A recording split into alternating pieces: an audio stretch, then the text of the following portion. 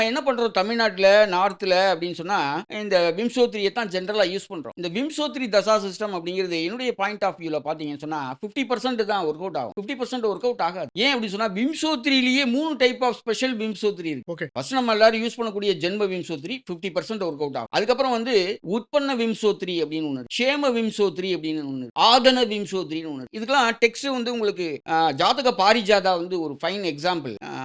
வைத்தியநாத தீட்சிதர் அதை பத்தி சொல்லியிருக்காரு. நம்ம பராசரர் மகர்ஷி சொல்லல, வைத்தியநாத தீட்சிதர் தன்னுடைய ஜாதக பாரிஜாதால சொல்றாரு. 4 டைப்ஸ் ஆஃப் கேவல விம்சோத்ரின்னு ஒன்று எக்ஸ்ட்ரா சொல்றாரு. ஓகே. ஸோ அது வந்து கம்பைண்டா ஜெய்மினியோட சேர்த்து சொல்றாரு வைத்தியநாத தீட்சிதர். ராசி சந்திரன் இருக்கக்கூடிய ராசிநாதன் சுபபதி.